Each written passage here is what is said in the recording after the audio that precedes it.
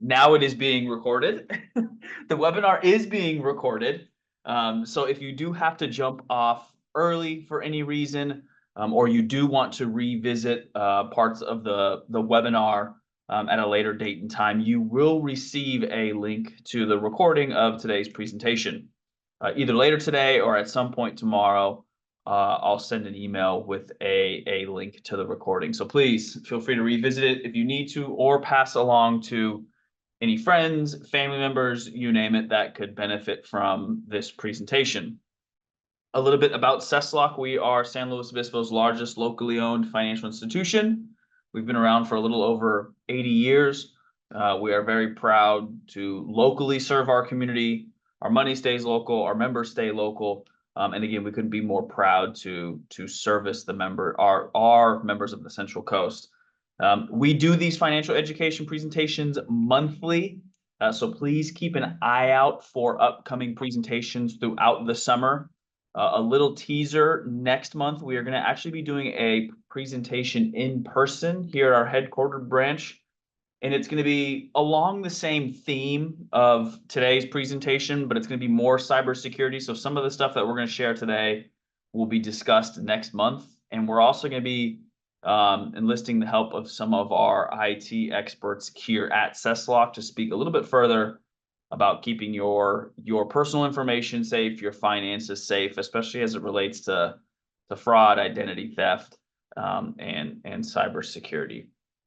But again, today's presentation, incredibly relevant, incredibly important. It seems as if, with the emergence of technology in our everyday world, elder financial abuse prevention is incredibly critical. So things that we're going to discuss today, or what you can expect from today's webinar, are listed here. We'll talk about some of the impacts of elder financial abuse. We'll dive deeper on exactly what elder financial abuse is. What do some of these scammers want? We'll talk about the types of scams that are happening out there that are very, very common. We're going to discuss kind of the elephant in the room and what I mean by that, and we'll discuss more as we get there. But that caretaker, that power of attorney, and how at times, most of the time, they are the guilty party. We'll talk steps you can take to protect yourself. We'll share a little bit about the role that financial institutions play, share a little bit of the resources that are out there, and then of course, we'll have some time for Q&A. Throughout the presentation, if there's anything that does come up that you want to ask, feel free to do so. Depending on your device, there should be a question and answer box at the top of your screen or at the bottom, depends. Feel free to utilize that throughout the presentation, ask any questions, and if the timing is right, I'll pause and take a few minutes to answer those questions throughout the presentation. If you are dealing with any technical issues, sound is an issue, you name it, again, utilize that Q&A box. I'll pay attention to it, as I've mentioned, throughout the presentation, and address any issues that do come up. So I feel like we've covered everything. I feel like we've got all of the housekeeping items taken care of. Let's dive a little bit deeper on today's presentation on elder financial abuse and how to prevent it. So what is elder financial abuse? It's the illegal or improper use of an elder's funds, property, or resources by another individual. Most of the time, this abuse typically occurs when someone's using someone else's personal information, name, social security number, credit card number, using their bank account without that individual's permission. And they're using those funds to commit fraud, other crimes, or just general negligence or abuse of the individual's funds. So again, any improper use of an elder's funds, property, or resources, especially without their permission or knowledge, that really is what elder financial abuse is.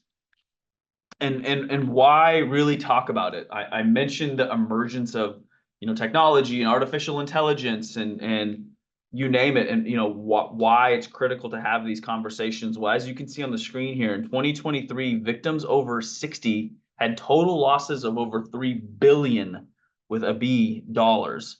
This information is all from the Consumer Financial Protection Bureau, CFPB. In 2023, the average dollar loss per victim was $35,000, just over $35,000. Every day, nearly 10,000 adults in the United States turn 65. Why that's important? We're seeing a large wave of individuals get towards that retirement age. They have maybe funds throughout their long careers of working. So the pool of potential victims continues to grow. So it's very, very important that we are having these conversations like we're having today in order to protect those individuals and their finances. The consequences of elder financial abuse, I mean, the obvious one, there's financial loss. You know, an average dollar loss per victim, $35,000. There are some folks that are out there that, you know, when retirement age comes, they are on a very, very strict and fixed income. So losing that amount of money can be catastrophic for their financial situation. There's mental health issues and physical complications that come along with elder financial abuse, whether that's the stress, the anxiety, the loss of independence, again, the lack of funds to be able to take care of maybe important prescriptions or living conditions, you name it. You know, the consequences can kind of be endless. And so it's incredibly important that, again, we are having these conversations. You in the audience, you might be someone that fits in this population. You might be a caretaker. Maybe you aren't in either of those boxes, but soon you will be. Whether you soon will become, you know, someone that's over 60, over 65, or maybe as your parents get a little bit older, these are things you need to begin to think about, and ways you can protect your, you know, maybe your senior parents. So I think this is something that reaches everybody. I myself have parents around that age, and so it's important for me to be able to, you know, make sure that they're taking the necessary steps to protect themselves. A few more statistics as it relates to kind of the impact of elder financial abuse. 1 in 44 incidents of elder financial abuse are reported to authorities. That's very, very low. It's one of the most under-recognized and under-reported crimes. And I'm sure you can guess why, right? There's a sense of embarrassment. There's that loss of independence. A lot of times, you know, I emphasize that, you know, sometimes caretakers or power of attorneys are the guilty parties of that elder financial abuse, and that can potentially ruin the family dynamic. If one sibling is controlling the funds for, say, their parents', you know, bank accounts, you know, they may not want to create a conflict or rift there between siblings. So, you know, there's a number of reasons as to why or how this is, you know, the most underreported and recognized financial crimes that are out there. I'm sure we've all heard the stories, we've all heard the horror stories. You know, so the impacts of this elder financial abuse can be very, very damning, and it's important that, again, we have these conversations. So what do they want? What do these scammers want? What exactly are they seeking? Any identifying information is kind of the short answer, right? They want your full name. They want your social security number. They want your date of birth, your address, credit card numbers, bank account numbers, passwords, family information, benefits information. If a scammer can get access to this information, they can begin the process of pretending to be you in order to scam you out of your finances. These next few slides, we're going to talk about the types of scams and how they get access to this information. But at the end of the day, we've been told this from day one, we need to keep our personal information personal. We need to keep it private. We need to make sure that it's very, very difficult, if not impossible, for others to get access to this information. If they can collect this information, they can do a variety of things. If they get your full name, your social, date of birth, and things like that, address, they can potentially open up lines of credit in your name. They can potentially pretend to be you to access your funds. If they get credit cards and bank account numbers, they can transfer money, they can run up credit cards. If they get passwords, they can get access to your banking accounts. Family information, there's that two-factor authentication where it asks for like mother's maiden name, or did you live at any of these previous addresses or homes? They can get a hold of all of that information and pretend to be you to get through security barriers. Any types of benefit information. We know that military receives benefits. We know that there's Medi-Cal out there. If they get access to that information, they can create false claims or they can steal your benefits. So, really the information that they're after is anything that can help identify you / get access to your personal information. So as always, we need to make sure we're taking the necessary steps to keep this stuff private. Let's dive into types of scams because I know this is kind of the meat and potatoes of the presentation. One that is very, very prevalent right now that is attacking especially our senior population and our elderly are our financial institution phishing scams. So a phishing scam is not like FISHING, but it has a similar outcome. They're getting someone to try to bite the bait, take the bait, right? It's spelled PHISHING. And scammers will pretend to be from a financial institution or another official entity and send fake or fraudulent emails, text messages that request your personal information using a fake website, link, or attachment. So as you can see in these two screenshots here, there's a few examples from financial institutions, one being Scotiabank on the bottom right and on the bottom left, TD Ameritrade, a brokerage company. You will, and some of you may have received these before, and it's not just limited to these two financial institutions, nothing against them. It's just an example that I've pulled from online. But they can pretend to be any other financial institution. They'll send you a text message or an email, and it'll say something like what you see here. Your debit card has been restricted. Click on this link. We've noticed multiple failed logins. Click on this link. And oftentimes, you haven't been trying to log into your bank at all. So it's a red flag. It seems weird. It's one indicator that something's going on. The link that they provide is not a legitimate site. It's not going to take you to your mobile banking app. It's not going to take you to your online banking. It's going to take you to a fake website where you will input your login information for your financial institution. You'll log in with your username or your password, or victims will log in with their username or password, and right away, those scammers have your username and your password to log into your online banking or your mobile banking app, and they can get access to that information. They can begin draining accounts, or they can begin looking up routing numbers. They can do it all because you've given them your information. And it's scary because the way that they send these emails, it makes it seem as if there's a sense of urgency. Like I would never want my debit card to be locked or restricted because I need to use it to be able to purchase things.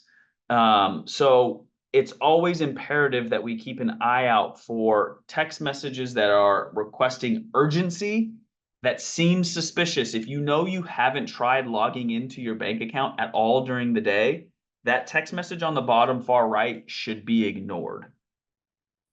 I think it's also worth noting there's a huge difference between phishing scams and data breaches.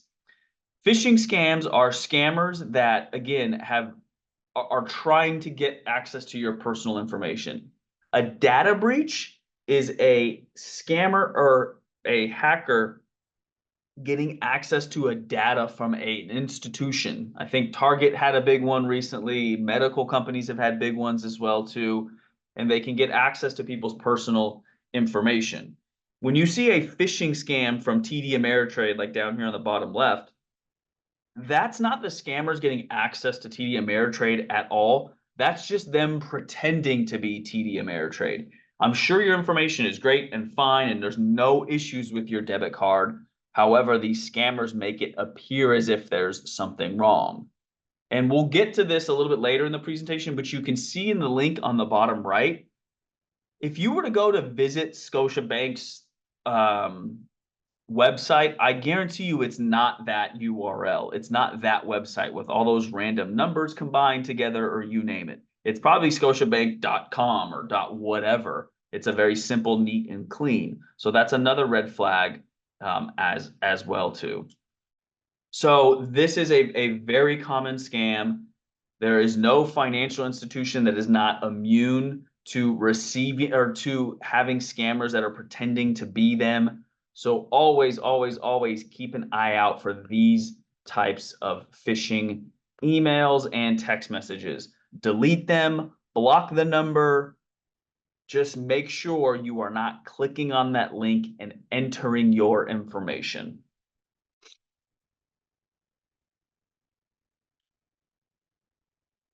Okay, let's talk a few more. Okay, we got a question here. How do we forward these fake emails to a policing agency? So we'll get to that. Great question.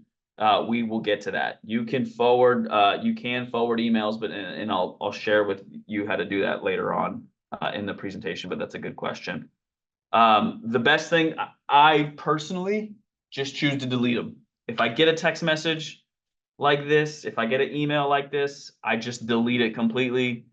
Block the number, block the email, you name it. I just get it out of sight, out of mind. I don't want to see it. I don't want it staying on my phone. I just delete it and get rid of it.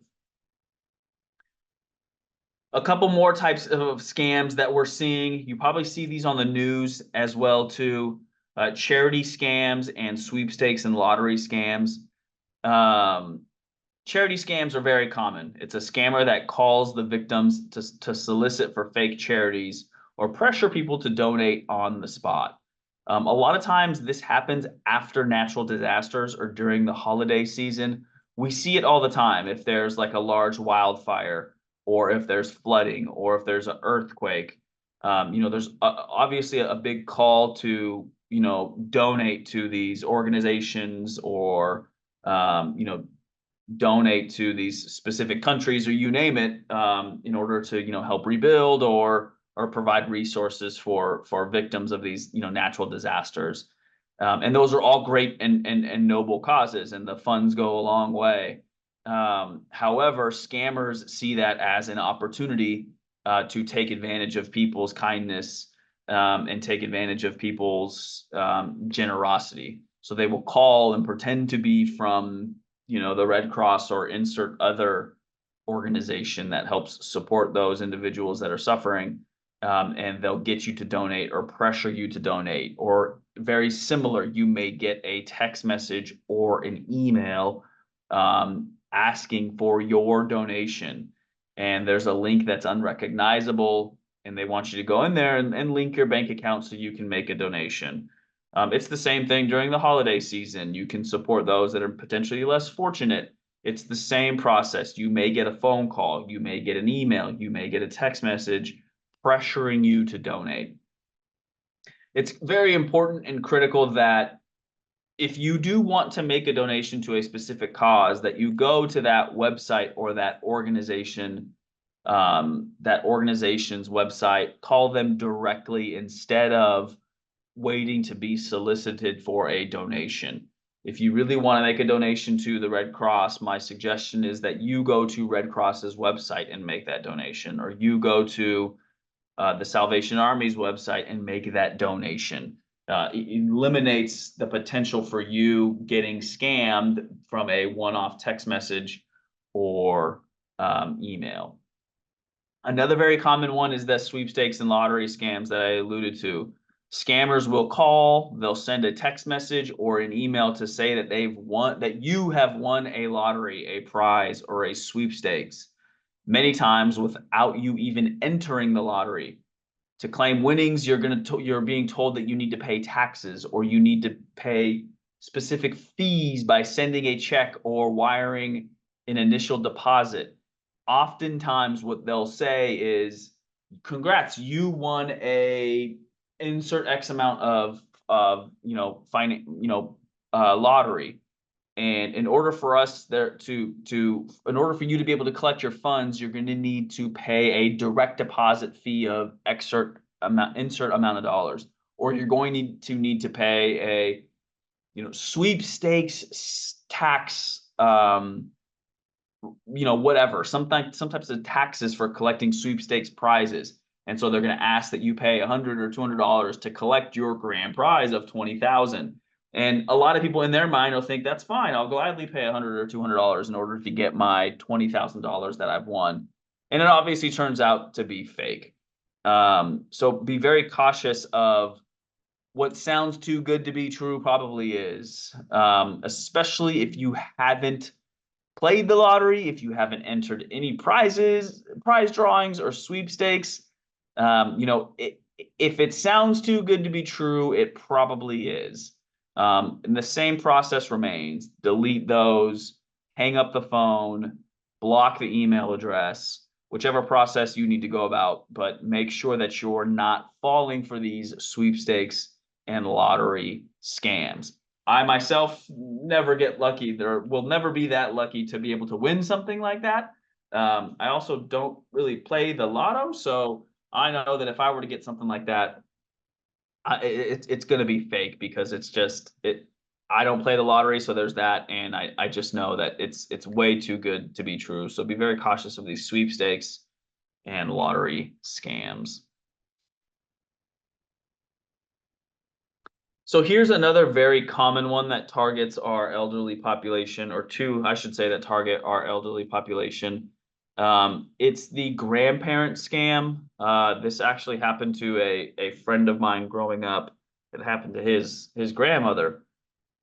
A fraudster will call and pretend to be your grandchild, and that they're in trouble, and that you need to they'll convince the grandparent to send money or gain access to their account. They'll say, hey, grandpa, like as the text message says on the right, I need money for bail. I'm in jail. Can you please wire me or send me money to get out? And they'll emphasize, don't tell mom or dad, I'll get in trouble. So the grandparent is like, of course, I'm going to look after my grandkid. I don't want them to get in trouble with their parents, and they'll, prey on that vulnerability. And it's very scary how they can get access. You're probably thinking, how does the scammer know my grandkid's name?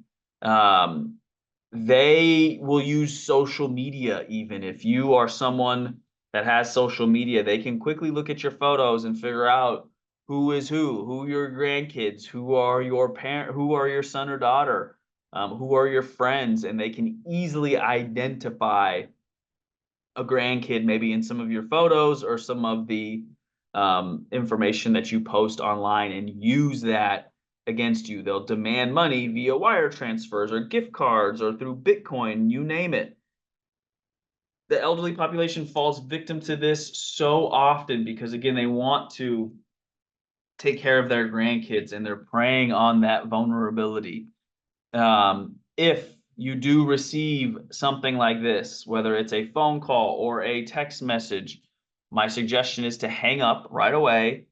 Call your grandkid directly. Do not communicate with the individual that is texting you or calling you. Hang up the phone, call your grandson or granddaughter and try to speak to them directly. You can even call your parents, or I'm sorry, you can even call your son or daughter, the grandparents' mom and dad, and say, or the grandkids' mom and dad, and say, hey, is everything okay with so-and-so? You want to make sure you're doing your due diligence. This doesn't happen, like the bail company isn't going to call you directly, so that's not true. That's not going to happen. Just make sure you're hanging up and calling your grandkid directly to verify that this information is true or not. And most of the time, it's not. I know that grandkids, want to go to grandma and grandpa when they're in trouble, but most of the time they're probably going to call their parents to bail them out of that type of situation. There are similar healthcare scams as well too. Scammers will pose as Medicare or Social Security representatives. They claim, that a file must be updated and ask for your personal information to commit theft. So they may call you up and say, hey, this is, Vincent from the Social Security office. Um, you know, we've updated your terms and conditions. And so, what we need in order to make sure that we are continuing to receive your Social Security benefits through direct deposit, we just need you to verify your account that you'd like the money sent to and your routing number and your account number. If you could please provide that, we'll ensure that your Social Security check is in your bank account. And in fact, it's a scammer. There's no updating that needs to be happened. There's no change that needs to be made. It's a scammer that is preying on your need to receive your Social Security funds. And if you're sensing a theme here, it's because there is one, that there's always a sense of urgency with these scams. I need your information in order to deposit your Social Security benefits. I need you to wire money now because your grandkid is in trouble. I need you to give us $200 so that we can put your lottery winnings in your bank account. I need you to share your banking information or else we're going to lock your account. There's always a sense of urgency with these text messages, and there's always a threat that's associated with it. So those are some big red flags. If you ever get those types of communications, your fraud alert alarm should be going off, and you should really make sure you're thinking twice about how you're going to react when you get that information or when you get those text messages. Any questions about specific types of scams? There's more out there. We could spend hours discussing the types of scams. However, these are the ones that are very, very common right now. These are the ones that tend to target the elderly population a little bit more. And so we wanted to make sure we shared this information, at least the common ones. Any comments? Anybody want to share how they've maybe dealt with something like this? I'm sure you may have known someone that's fallen victim to this. You see it on the news all the time. Another one that I wanted to mention are kind of some romance scams. The elderly population at times has maybe lost their spouse or significant other. And so they meet people through social media or through words with friends, some games that are online, and it's usually a scammer on the other end. And they tell a sad story or a situation that prompts the person to donate money or wire money or send money. You see that all the time in the news as well too. So be cautious of who your grandparents or parents or who you're communicating with as it relates to through social media and through some of these games. Oh, here's a good one. What about requests for political campaign support? Yeah, so I get those text messages a lot too. We do have an upcoming election. And so the requests for supporting political campaigns is going to happen more and more. I get a few messages and I can tell that they're legit. However, it's not, I have a rule of thumb that I'll never donate to, whether it's a political campaign or a nonprofit organization. I'm never going to donate through text message or through a link that's sent to me through a text message or a phone call. I get phone calls as well too, especially during campaign season. And I just politely say, like, if I'm going to support your organization or your campaign or whatever, I'll go directly to your website. And I think that that's the best. It's the same thing with the charity scams. Like if you're going to want to make a charitable contribution, I always just recommend going directly to that website and making a donation through the website. I just am never going to trust a text message that comes through, even if I know it's real and it's legit. I just have something in me that I'm not going to allow that. But yes, political campaign supports can be, think of anything that's requesting for a donation or that can be a scam. So if you want to make a donation to a presidential race, a local county race, whatever it might be, your best bet is going to that individual's website and making a donation through that route. That would be my suggestion. My mother-in-law is so prone to falling for scams that my husband had to legally take charge of all her finances. Yeah, and that's the unfortunate reality. And sometimes it happens too late. So, my hope is that if there's, and thank you for sharing that. My hope is that if there's individuals that are in the audience, that are maybe, taken care of, or, haven't fully taken over finances for their mother-in-laws or father-in-laws or mothers or fathers, that this helps maybe you pay a little bit more closer attention to the finances and the situations, because it happens so often. And sometimes it's not anything that's financially damning. If it's a couple $100 and the person can sustain it, it's not a big deal, and it's probably swept under the rug, but it's only a matter of time that something major happens, or there's a really big financial catastrophe that happens. So it's good that your husband took charge of those finances and is preventing any type of issues from happening further. So, speaking of that, and that's a good segue to kind of the elephant in the room. I alluded to it earlier, but an alarming statistic shows that many cases of elder financial abuse occur from someone you know. Family members commit almost 70% of elder fraud. Family members and professional caregivers have easy access to this identifying information. And family members or trusted caregivers are often the agent on a power of attorney, which makes abusing and exploiting much easier. This is a scary and harsh reality, that family members oftentimes are the guilty party and are taking advantage of their parents' finances. Again, they're probably in a situation where they've taken control of the finances for any number of reasons, and maybe there's a financial hardship that's happening. So it's easy for the caretaker or the power of attorney to say, I'm just going to borrow from my mom or my dad's bank account, and I'll pay him back, and they never do. It's very scary and very alarming.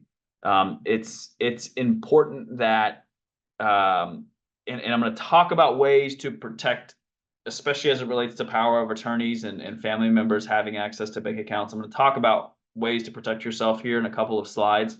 But for those that may have siblings that are jointly taking care of their parents, it's something to be aware of. We did this presentation at a long-term care facility, and it was important to share that, yes, it could be your caregiver, it could be your family member, and everyone wants to think that it's never going to happen to them. Their family members or caregivers will never do that. And some of you are right, and you may have those trustworthy individuals, but it's important to know that this is out there, that there's a harsh reality that this can happen. So make sure that, if you're an elderly person in the audience right now that still has control of your finances, but maybe your adult children help out, that you're keeping an eye on your accounts. And if you're someone that's caregiving for an elderly person, keep an eye on those accounts. Make sure no one else in your family has access to them, or another caregiver doesn't have access to them, and question any type of suspicious activity on the account. But this goes back to what we mentioned a few slides ago, and that this is why it's one of the least reported crimes out there, because more often than not, it's someone that they know, and they don't want to shake up that family dynamic. So let's talk about ways that we can protect ourselves. We've spoken about, we've touched on them a little bit here throughout the presentation, but I do want to emphasize some of these steps a little more on how you can spot scams and how you can protect yourself. So I mentioned it earlier, but one of the biggest things is links to unfamiliar web pages. Given the example here on the far right with Scotiabank, we've noticed multiple failed logins on your online banking. Please visit this link and confirm the required steps. That link is not a legit website.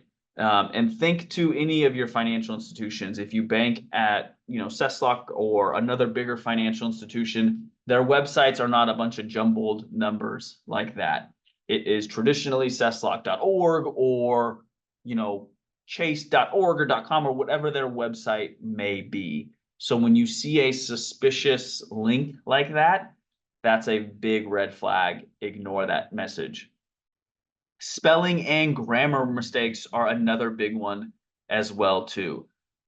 Because these scammers are sending mass communications and they're not being, proofread by a financial institution who's double checking everything. Grammar mistakes are happening. They may spell your name wrong. They may spell their own financial institution's name wrong. They may capitalize certain things that shouldn't be capitalized. You know, you name it. There's any type of spelling or grammar mistakes. These are very common with scams. And that should be another big red flag that what you're looking at is probably a scam. Who it's, quote unquote, from isn't an official person. It's not official on an email or a text message. And this is a great example right here. The contact, the text message says it's from no reply at managecontrol.online. Like, who even is that? That's not a person. That's not someone you're familiar with. That doesn't, to me, appear to be an official title or company. It's just a random collection of words, and it's nothing legit. So it's another good example when you're receiving a communication that who it's from is unfamiliar to you, whether it's a text message or an email. That's another big red flag. We emphasized it, but I think it's worth talking again. Requesting for sensitive information with urgency. If there's ever a threatening tone or we need this information now, ASAP, that's another huge red flag. They're trying to prey on your vulnerability. You thinking that you might be scared, so you're going to quickly make a decision. Be very, very wary of anything that's requesting your sensitive information with urgency. We need your information now. And it speaks into this next bullet point. They elicit fear or urgency. Again, we talked about the fear with the grandparent scam that something's going to happen to the kids. And that urgency aspect of we need money now for a sweepstakes that you won, or we need your information now because we're locking your debit card, or we're locking your bank account. Any type of fear or urgency is another red flag to spot a phishing scam. If it's unsolicited, so speaking of the text message here on the right, you didn't have any multiple failed logins if you hadn't logged into your bank account at all throughout the day. So that would be an unsolicited text message. If you didn't request for this information, or you've never once made a donation to this specific organization or this political campaign, that's a big red flag. If it's unsolicited, if you didn't prompt the outreach from your bank or financial institution or brokerage company, again, that's a red flag there as well too. And it goes beyond just those. It's whether it's with Verizon. I remember I got a call a few years ago from Verizon, and it seemed very, very legit. And they had me fooled for a few minutes. They had said that something was happening with my account and my phone wasn't going to be working. And again, they had me on the phone. I finally was like, this is a scam. And I hung up. But it was an unsolicited call from Verizon. And I should have known right away that it was nothing that was serious or real. But it just goes to show you that it's not off limits to, there's nothing that's off limits. It can be Verizon and Amazon, you name it. They can pretend to be those organizations and get you to share your information.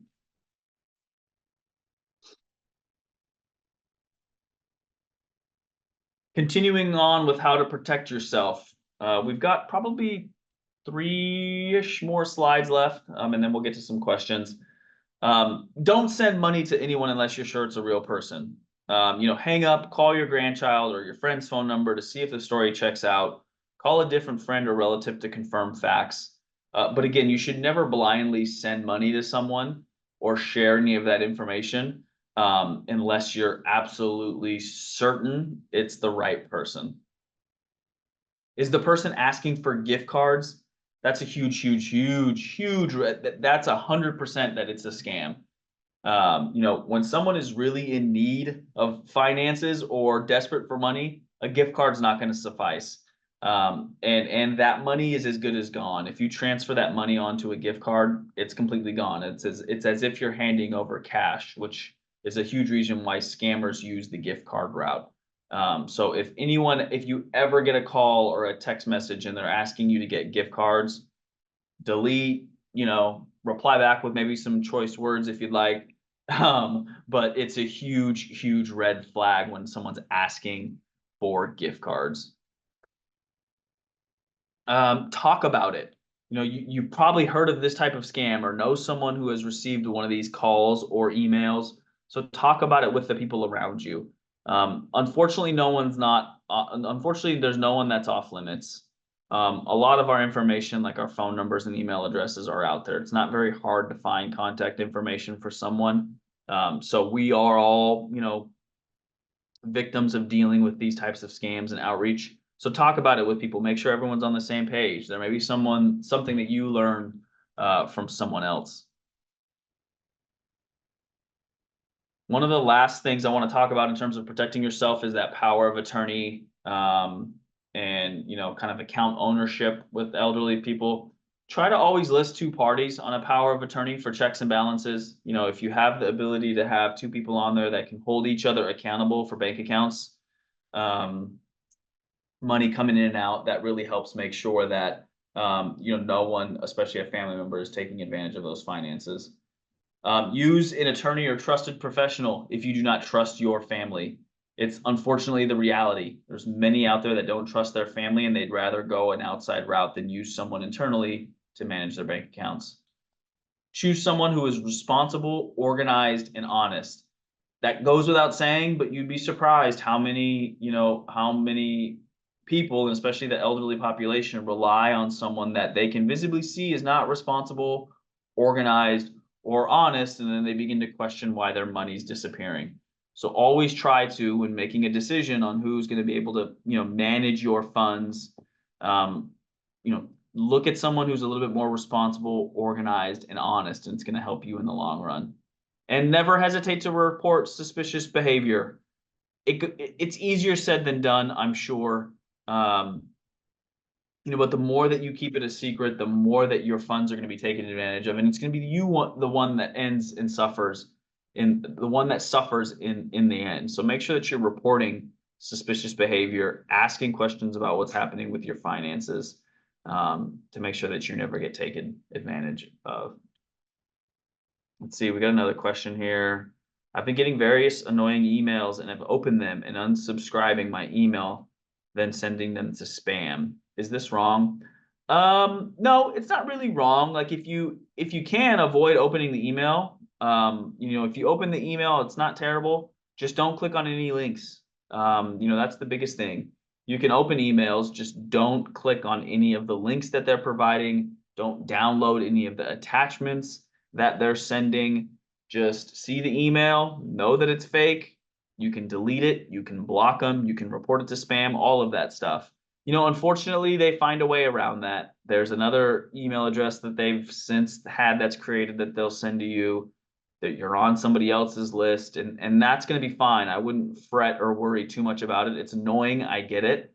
But them sending you an email isn't them getting access to your accounts or anything like that. And eventually it'll stop. They're just waiting for you to make that one mistake or that one slip up. So continue doing what you're doing. Delete them, block them, report them, whatever it might be. And it'll eventually stop. I used to get a call for, was it the car warranty? And it happened almost like clockwork. I feel like almost daily. And now I haven't gotten that call in a very long time, and they probably just gave up on me. So I don't think I was the only one that was getting the call warranty or the car warranty call. But yeah, I think you're handling it the right way.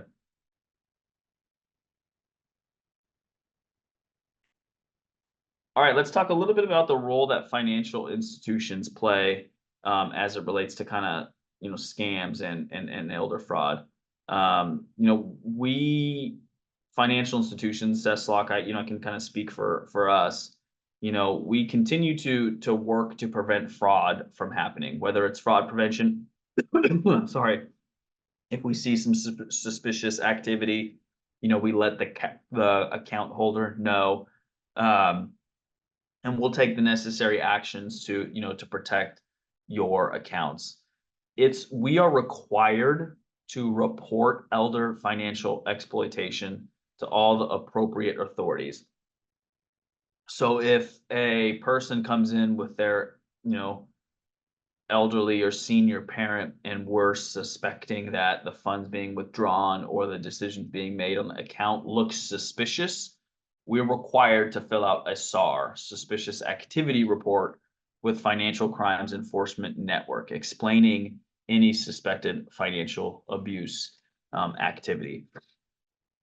Of course, not every time someone comes in with their elderly parent is it a suspicious activity. Of course not. But there are at times behaviors that make it appear as if it's a suspicious transaction, and we definitely report those. We're under the attitude that we'd rather over report than under report, just to be safe. But again, I think it's important to understand that if you get a text message and it's from a scammer pretending to be Cesslock, it's not that Cesslock's data was breached or there's an issue with Cesslock. It's just a scammer pretending to be you or pretending to be us. And if you click on that link and you input your information and you start sending money away, at a certain point, there's not a whole lot Cesslock can do. If money is gone and being sent away, at times, our hands may be tied. So it's very important that you're paying close attention to the links that you're clicking on, the attachments you're downloading, where you're entering your information, because at times it's difficult to get that money back. Any questions as it relates to this? We've got one last slide here left, and then I'll open it up to questions. And this really is solely a resource slide. There's the National Elder Fraud Hotline. So if you or someone is a victim of elder fraud, we encourage you to call that hotline. If you suspect elder financial abuse, report it to Adult Protective Services. So there's a phone number for that. I don't know why I don't have it in here. Give me 1 second.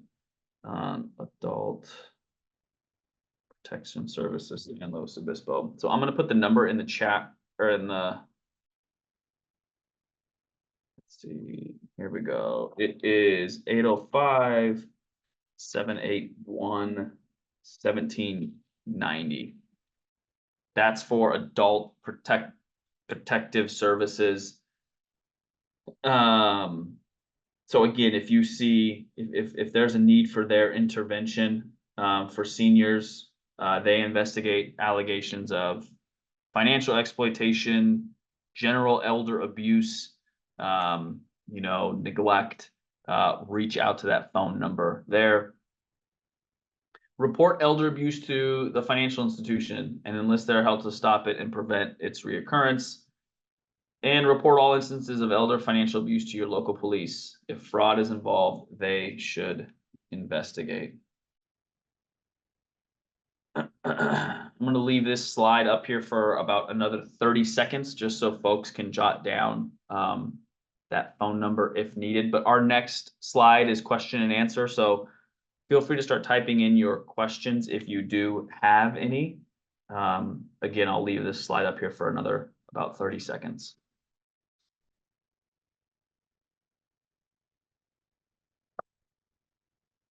So let's see, we got it looks like a comment here. My friend's mother befriended some people who ended up breaching her trust and went so far as to convince her to sell her home, got her to deposit the money, then went to the bank trying to take it all out.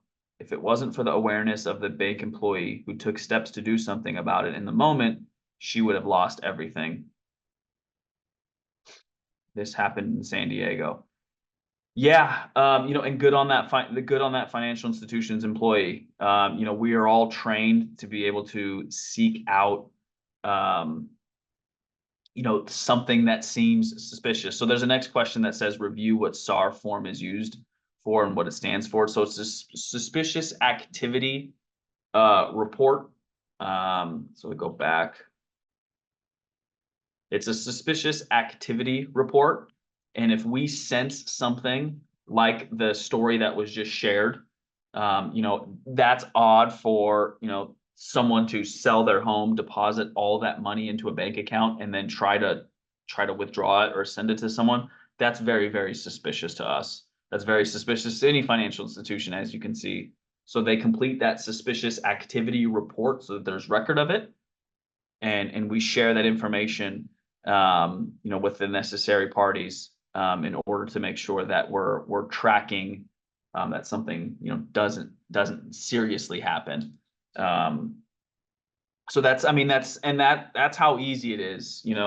They're preying on people's vulnerabilities, breaching their trust and taking advantage of them in that sense. So I'm very glad that, that bank employee did something about it and stepped up. And that happens more often than I think people are aware.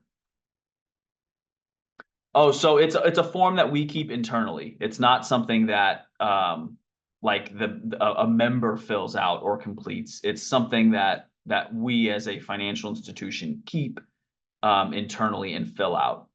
We let people know when we are completing a suspicious activity report. Like we'll clearly state that we're doing that. But it's something that's kept internally, and financial institutions all have them. It's not exclusive to CESLOC, it's all financial institutions. Hopefully that answers your question.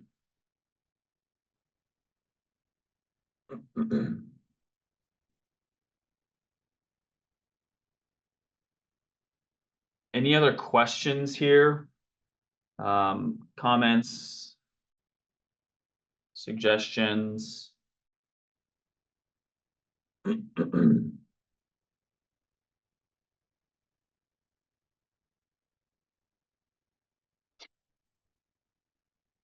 We have a few more minutes, so I'm definitely going to stick around.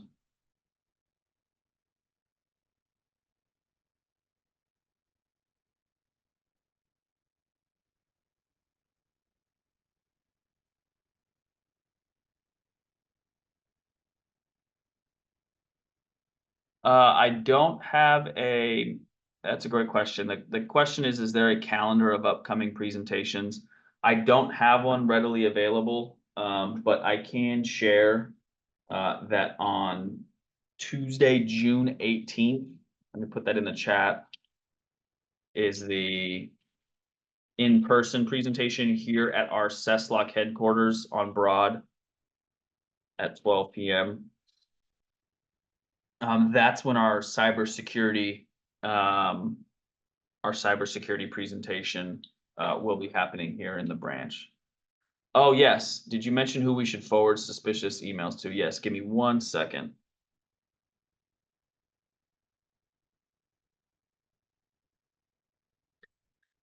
So there's a few different options, but the best is forwarding it off to the Federal Trade Commission. So let me put that email address in the chat box here.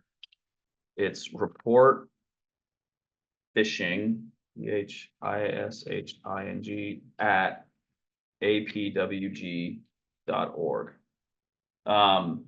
This is the anti-phishing working group. So if you do get an email, a suspicious phishing email, you can just forward it off to that report phishing at apwg.org. You guys are all seeing the chat box, correct? You can see that the phone number I put in there, the date, and the email address I just shared.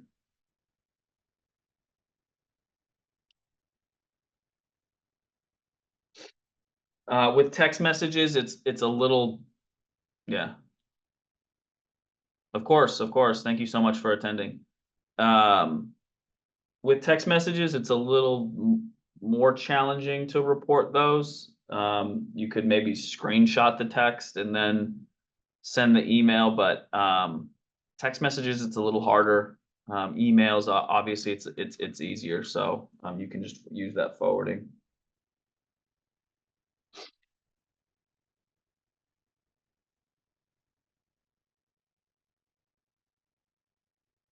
Any other questions? These are all really great questions.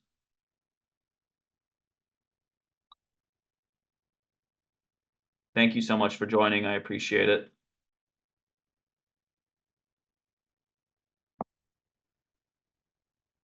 Thank you. Thank you so much.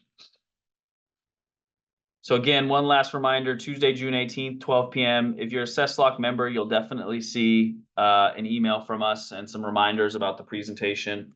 Also, just kind of check an eye on our website for upcoming presentations. We may be taking the month of July off for webinars, but for sure, June 18th is that in-person presentation here in the branch. And you'll hear from some of our IT staff who are incredibly knowledgeable. Some of them, they do this for a living. So they'll be sharing some information on June 18th. So I encourage you to attend or share with some people that may be interested in attending. So great. Thank you. I appreciate all the feedback. Thank you, everybody, for joining. And then again, keep an eye out for the recording. Last call for questions here, folks.